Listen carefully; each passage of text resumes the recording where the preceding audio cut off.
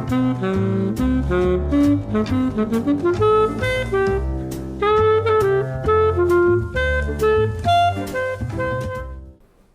everyone, I'm Steve Murdoch here with SNIPER Paranormal, and I am a paranormal investigator and a lay philosopher.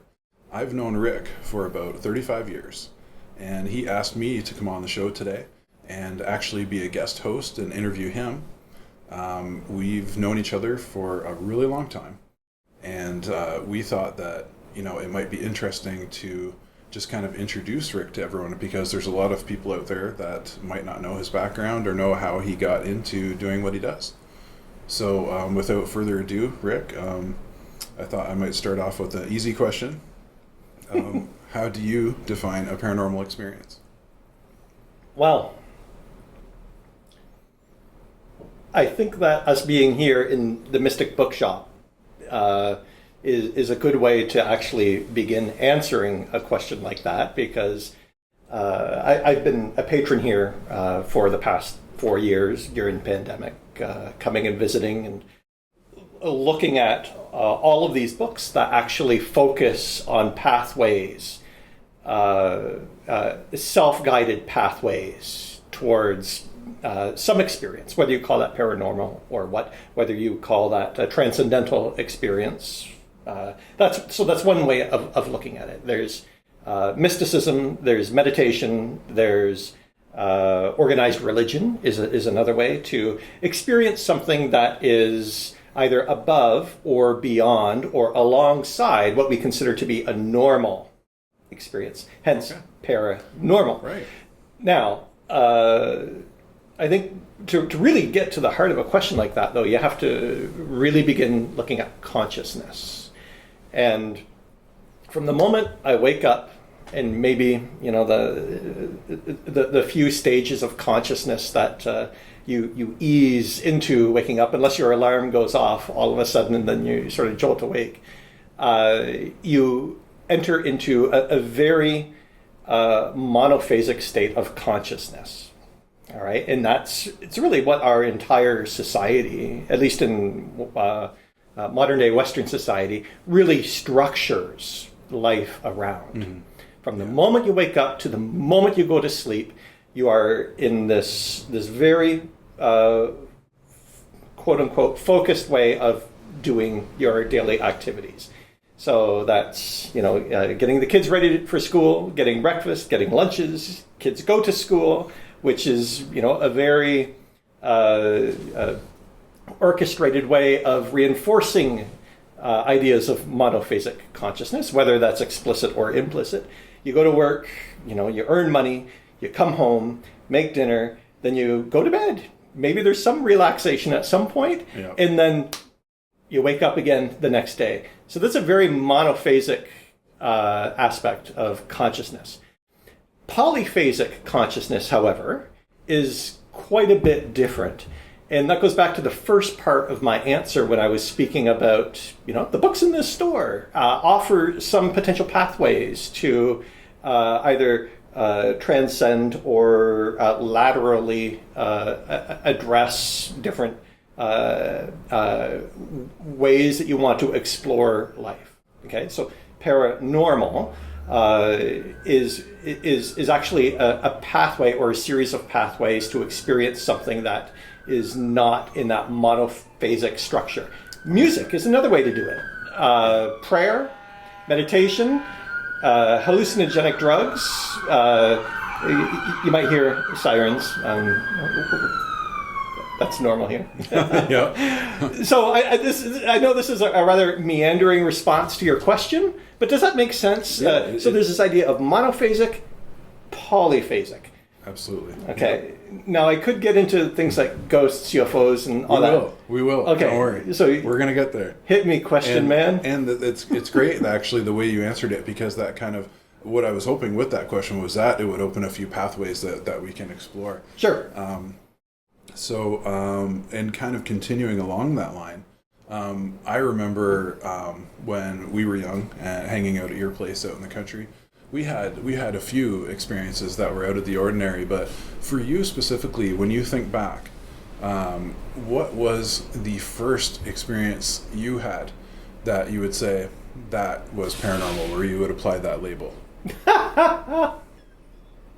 It was a dream I had even way before I met you, when I was a little kid. And so our next door neighbor, who cultivated a fairy garden, she quite specifically said she was cultivating a fairy garden. She was from the UK, and she was cultivating a fairy garden. Well, I spent a lot of my time back there, and I think that I must have been elementary school aged, maybe grade 3 or 4 or something, 9 or 10 years old. And I dreamt that I was sitting in their backyard reading a newspaper, which I don't, maybe I would have read the Saturday morning comics. And this egg was flying around my head, like an egg. And, you can't make any sense of that. But inside this egg, there was an opening, and there was a little person looking at me from inside this egg. And then it closed up, and then that was the end of the dream. So going back to that very first answer, I would say that would have been an informative polyphasic experience. Okay. Sitting inside a fairy garden through the dream state and seeing an egg that's, sort of flying around my head, and inside this egg is a little person. So would you say that a lot of paranormal experiences are kind of communicated symbolically through symbolism, or? 150%, yes. And so that I think that would go into a lot of Jungian psychology, right? Pay attention to the things that you see either in dreams, in visions, or in art, because there's a much deeper symbolic significance to what you're witnessing. Yeah. And it probably says something about your life, and maybe how to make things right, or how to continue making things right. Yeah, for sure. That's great. Okay, now I'm going to shift gears a little bit, and we're going to talk actually about your academic career a little bit. Sure. And just kind of tie that all together. So, ecology. What led you to the study of ecology? Well, I think going back to your comment about me living in the country, seeing really the corollary of monophasic consciousness and monophasic agriculture. So our entire lives are structured on, 4 or 5 cereal crops. So when you live in the country, that's literally what you see, unless you actually go to what old timers would say are the hinterlands or the wilds, which would be swamps and these marginal pockets of land where actual magic occurs. Yeah. So just really growing up and seeing this crop rotations, like, ooh, what crop are they going to grow next year? Oh, it's corn or it's wheat, and then you just go about your boring lives. So. And kind of going along with what you said in that answer, so do you feel like studying ecology kind of naturally led towards an interest in the paranormal? Do you think there's a correlation there? I think there absolutely is, because I think, again, looking at things like monophasic consciousness and monocrop agriculture, you can have great diversity in growing things. You can have great diversity when you enter into the woods. You can also have some very strange experiences going into the woods.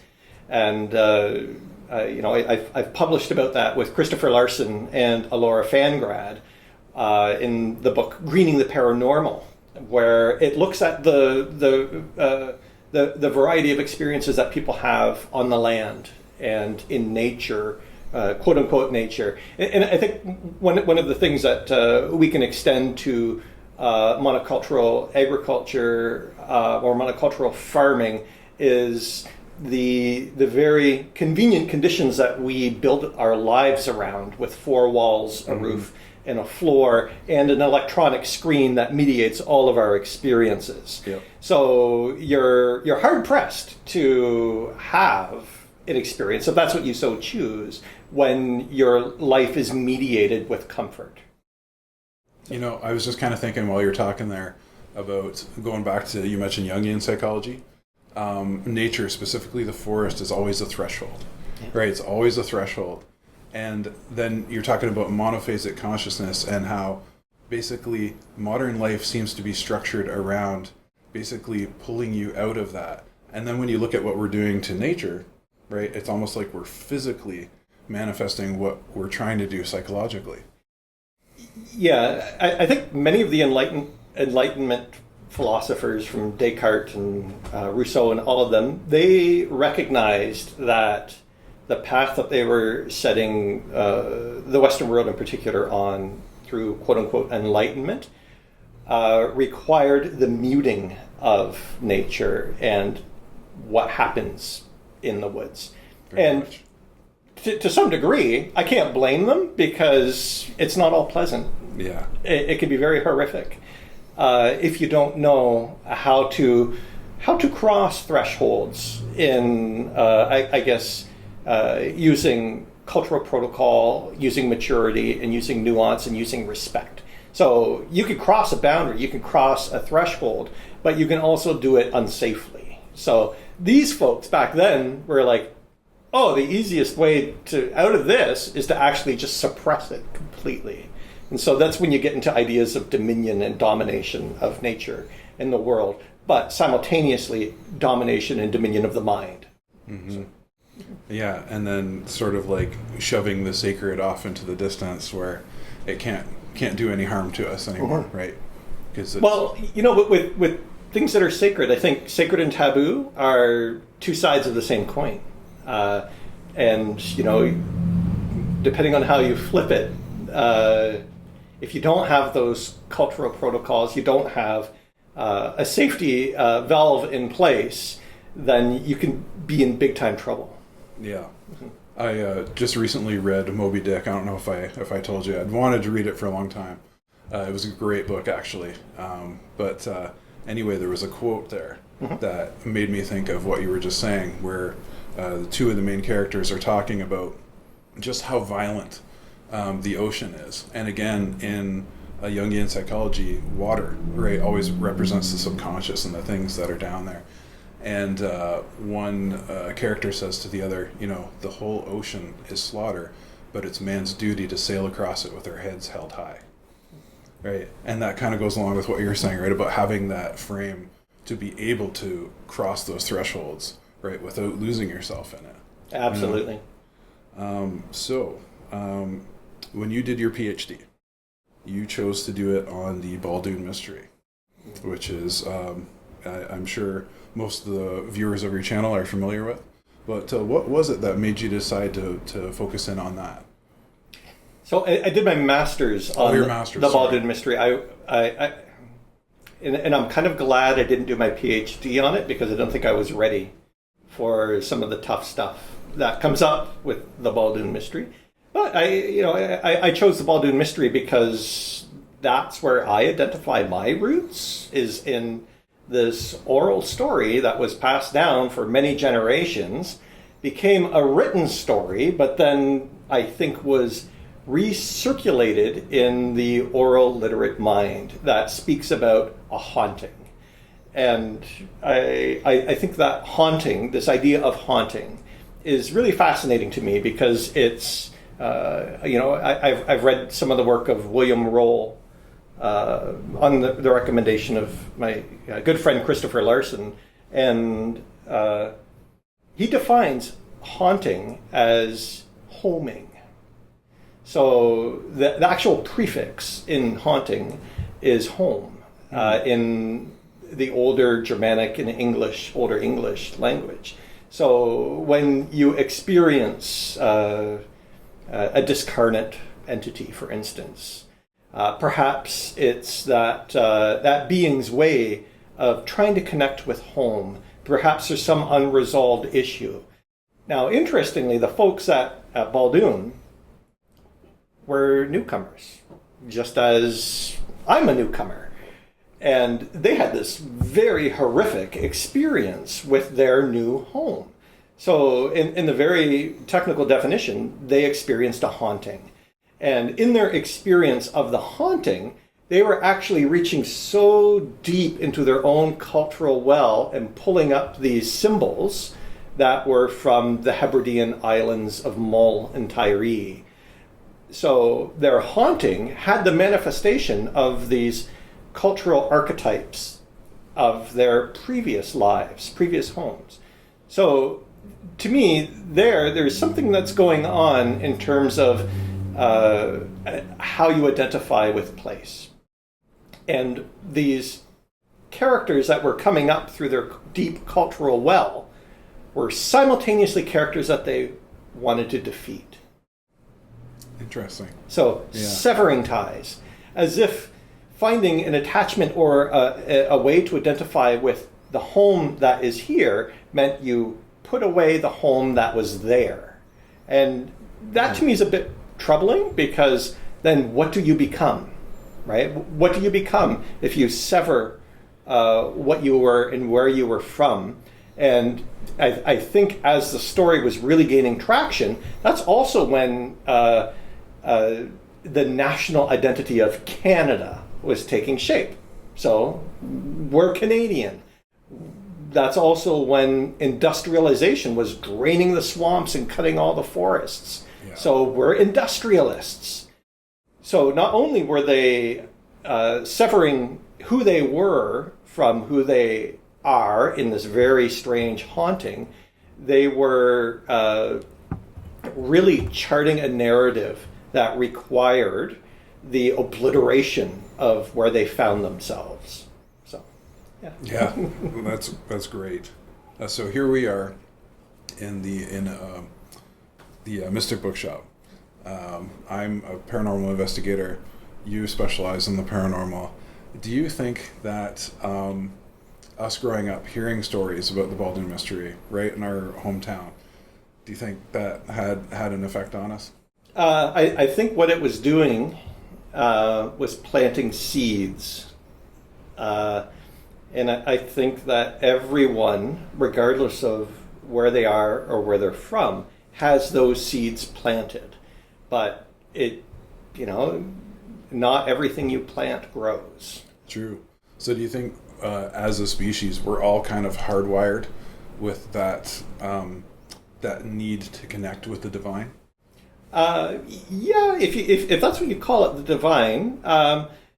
Ultimately, I think we have a need to connect with who we are as humans, as human beings. And I think that one of the problems that we get into is we misidentify the needs that we have as a human with the needs for material things. So again, going back to having all the comforts of a modern home and the material objects that companies are very happy to sell us, mm-hmm. because the way they sell them to us is actually the story they're selling is this will help you become more human if you buy this.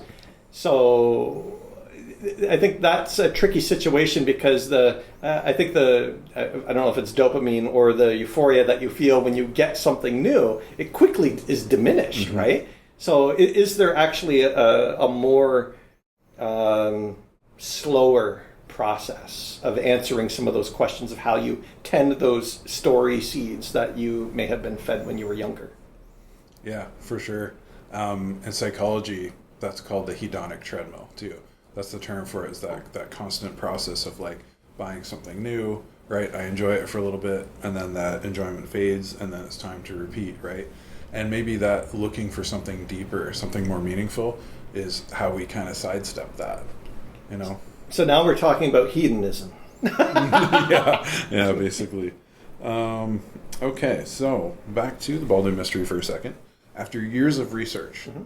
What would you say is your, gun to head, what is your overarching theory behind it all? What explains it? Is it all, would you say, like, is it all psychological?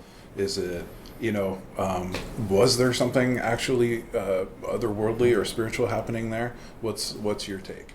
I would say all of the above. Okay. And I'm no closer now on a take of what I make of it than I was even when I was a kid and I first heard it. And actually, it was from Frank Mann, who I met actually because he was a relation of Dave. A mutual friend of ours who passed away almost 20 years ago. So, there were four of us that were really close friends. Yeah. And through Dave, I met Frank, who wrote quite a bit about the Baldoon mystery. But one of the things that Frank did, being sort of a modern man, was he took that enlightened approach to sort of justify everything that happened. And so a lot of what I've been doing is just sort of gently untangling some of those stories about how do we make material sense of something that was very immaterial. And one of the comments that one of the witnesses made that really stuck out, and there's several of them, but one that really stuck out to me was from a man named Lachlan McDougall, who said, at times, every inanimate object in the house seemed to be endowed with life. Mm-hmm. And this was from a lucid witness who is known as one of the town founders of Wallaceburg. Definitely wasn't imbibing in any substances. So if I were to give you just a quick snapshot of what I think happened, you have a group of people who witness something, and that something is a contagion, whatever it is. And so that group gets larger. That larger group draws in more people. And so you have a spectacle of anticipation, and a spectacle anticipating wonder. You can look at Fatima, 1917, 1918 in Portugal, the visions of Our Lady of Fatima. Mm-hmm. You can look at Medjugorje in the 1990s, the Belgian UFO wave in the 1980s. Medjugorje was also in the 1980s. You have many different events that have a very sociological nature to them. Mm-hmm. I don't care if it's real or not. One thing I don't want to do is define it. I don't want to put it on a shelf and say, this is what happened. But rather, I'm interested in actually paying attention to what the people say. And quite often when these things happen, if somebody sees a UFO, the worst thing you can say to somebody is, that couldn't have possibly have happened. You have to be imagining it. Well, no, if they say they saw something and they experienced something, actually pay attention to them, and not just them, but their words and what they're saying. And going back to that earlier question you asked, because I think there is some deeper symbolism in what they are sharing mm-hmm. that needs to be paid attention to.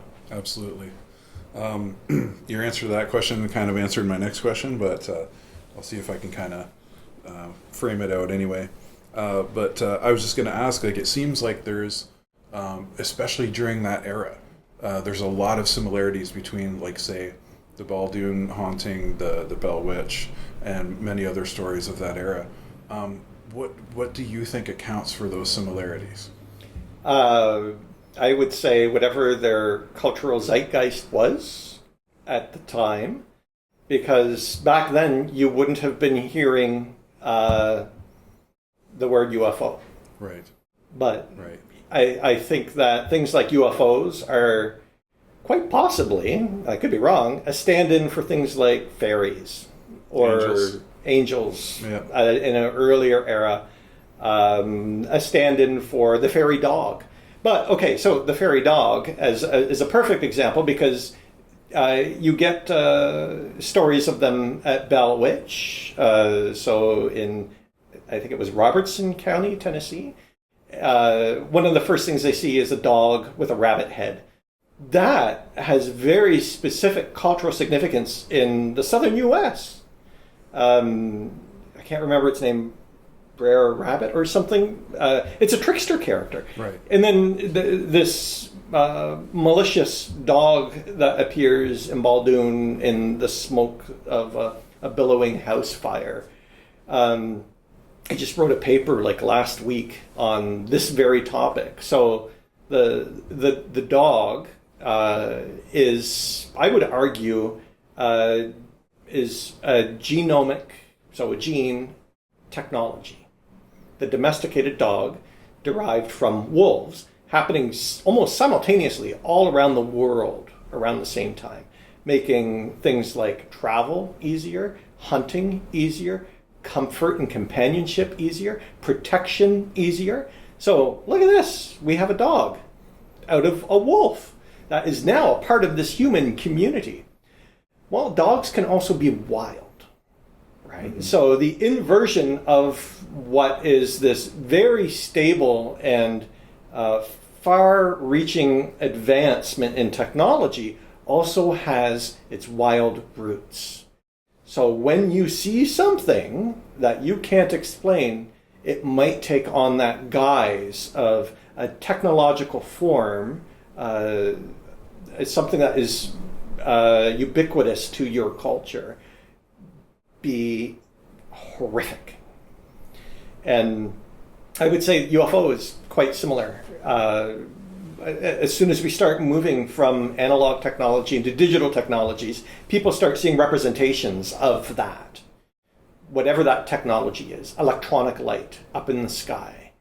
And interestingly, again, it's not necessarily benign, mm-hmm. right? How many horrific alien abduction stories are there, right? Yeah. How many horrible stories exist of these lights and the stories of people dying from them? Even, animals being mutilated and whatnot. Oh, right? Yeah, that's all part of it. But yeah. I was going to ask too, in addition to having certain similarities with different cases in specific time periods, there seems to also be basically like hotspots geographically in the world where you'll get a certain area, say like the Bermuda Triangle, where there's just so much activity of varying on a spectrum, right? Whereas there seems to be other areas where not much happens. Mm-hmm. So do you have any theories to account for that? Well, if you look at the Belgian UFO wave, late 1980s, it coincided with the collapse of the Soviet Union. And this comes from the work of Eric Ouellette, who's a Canadian sociologist, where he looks at these cases, but he's not looking necessarily just at the cases, but he's looking at what's happening geopolitically and socially. And the UFO wave in Belgium, it's right next to the UN headquarters, right? So it's not a surprise that there would be higher levels of social tension. I would say the same thing with Baldoon. Social tensions were off the chart. Mm-hmm. It was, less than 20 years after the War of 1812. Many of the residents of Baldoon had fought in the War of 1812. Some of them were POWs held for a year. So you got to know that there's some trauma that's going on. Absolutely. And it was just a few years before this little-known war called the Patriots' War that was fought at Baldoon and on the St. Clair River and in Windsor. So it was a very socially tense situation that was occurring. So sometimes, the pathway to wonder, again, is the other side of that coin is the pathway to terror. And Medjugorje, the collapse of the former Yugoslavia, would be another example. People are climbing this hill and experiencing visions of the divine Virgin Mary at the same time as the old Soviet bloc countries are dissolving. So again, it's no surprise that these very horrific, or maybe not necessarily horrific, but these very tense social and political situations are occurring in simultaneity as folks are experiencing wonder or terror. So, of course, in our reductionist, materialist paradigm that is happening in the sciences right now, a psychologist, for example, would just say, okay, this is obviously just a case of like mass hypnosis, mass psychosis, something like that.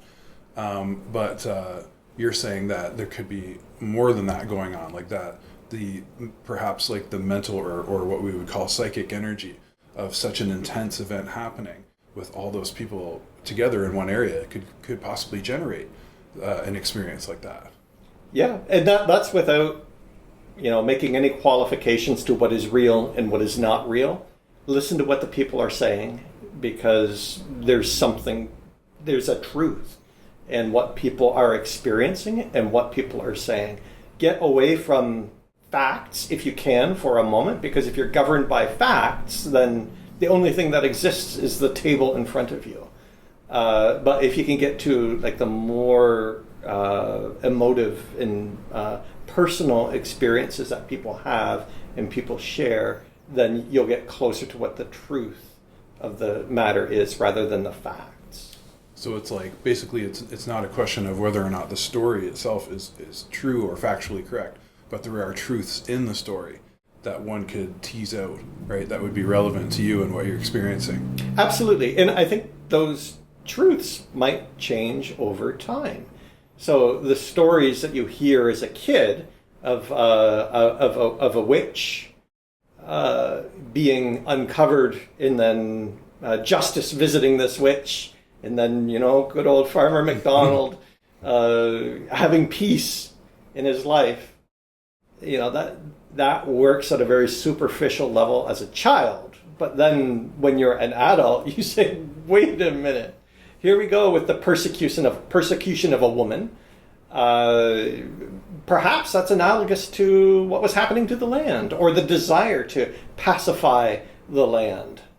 So as you get older, I think, and you look at stories like the Baldu mystery from multiple perspectives, and that's not even talking about the indigenous elements of the story, which themselves actually expose so much more of what was actually happening. Because all the witnesses, the three primary witnesses back then in 1829, 1830 said it was the desecration of a sacred site, or a special site. They wouldn't have used sacred, that's an English term, of a site that was known to be habitated by the wee folk, or the little people. Mm-hmm. So again, looking at these beings visiting wrath on humans because the humans aren't getting it right. So, yeah. Yeah, we've lost our way, and they're there to remind us. Yeah. Right? Absolutely. So I'm going to shift gears on you a little bit here, and just kind of slide into more philosophy, just because that's my specialty. Rick wakes up in the morning, either to an alarm or just wakes up naturally, say on a Saturday, you got the day off. And, you slowly open your eyes, you start taking in what's going on around you. What is all this? What is it? What are we experiencing? What's going on? How do you account for all this? I think that I embrace that monophasic side of consciousness that says, I have a path today. That path is to take one step after another and do all the things that I can for myself, for my family, and then experience wonder simultaneously, but not lift the lid off the wonder too much. Yeah. But just keep it sealed, because we have stuff that we have to do. Right. And some of us have a lot of stuff that we have to do. But there's moments in between, like when I was writing that paper last week, I was in an absolute fugue state. And I don't know, it was a momentary lapse of rationality, because that paper wanted to be written. So there has to be moments where the muse is given some domain, and that's through our art, through our craft. Yeah, absolutely. We've all heard so many stories about artists, musicians, talking about, when asked where they get these ideas from. And many of them say, I didn't come up with it. It came through me, right? It just came right through me. And maybe in some ways that's what we're here to do. Absolutely. So what would today Rick say to 15-year-old Rick, if you could go back now with all the wisdom and everything that you've Oh, no wisdom. I would say to myself, continue to be the little that little lamb that you are, doe-eyed and dumb, because it doesn't change. That's what I am, a little lamb, doe-eyed and dumb. When it comes to all of this, right? The world and reality. I mean, some mysteries aren't meant to be solved. Right? Yeah. Maybe it's just better that way. Now, 15-year-old me, if 15-year-old me heard me as an adult say that, I'd be like, wow, you're really fucked up, dude. Well, that is about the end of my questions that I had for you. Is there anything else you'd like to throw out before we wrap up? No, but I guess I'm going to probably preface the interview by thanking Charles for the use of the space, because the space itself holds magic in my mind, because it is a refuge. And when I interviewed Mary when she was the owner, I really wanted to underscore that, because that monophasic path that we all follow, whether you like it or not, does need some nurturing to know that there is a bigger world and a bigger reality out there. Mm-hmm. And when you're vulnerable, when you're in a position like that, you're vulnerable because you're not happy with the status quo. And so it's good to have places that you can go to that are like a refuge. And so this is one of them. So I want to thank Charles, and I will as soon as I stop this. So. Okay. Yeah, thanks for the time, Steve. Thank you so much for answering my questions and for having me here. This was great, and I look forward to sitting down with you again. Okay.